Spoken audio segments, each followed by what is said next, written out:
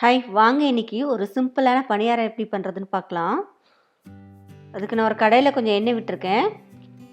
எண்ணெய் விட்டு கொஞ்சம் கடுகு போட்டுக்கலாம்.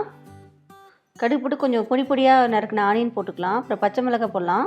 அப்புறம் கறி லீஃப் போட்டிருக்கேன். போட்டு இது நல்லா வதக்கிடலாம். வதக்கிட்டு இது தோசை மாவு தான் நான் எடுத்திருக்கேன். இந்த தோசை மாவில் நம்ம போட்டு மிக்ஸ் பண்ணிக்கலாம். ரொம்ப ரொம்ப ஈஸி. நீங்கள் வேணால் கூட இட்லி மாவு கூட எடுத்துக்கலாம்.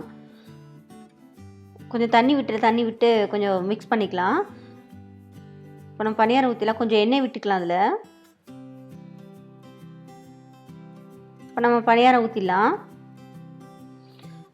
தோசை மாவில் ஏன் போடுறோன்னா, நம்ம வெந்தயம்லாம் நிறைய போடுவோம் தோசை மாவில். அதனால நல்லா சூப்பராக டேஸ்ட் நல்லாயிருக்கும். அதனால தான் தோசை மாவில் போடுறேன். ரொம்ப ஈஸியான டின்னர்.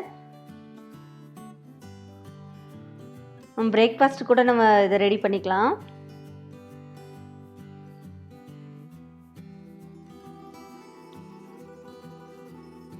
இப்போ மேலெல்லாம் எண்ணெய் ஊற்ற வேண்டாம்.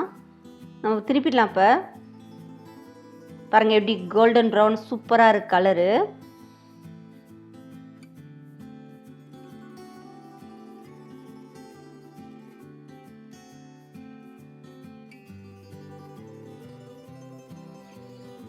இப்போ ரெடி ஆயிடுச்சு பணியாரம் நம்மளுக்கு.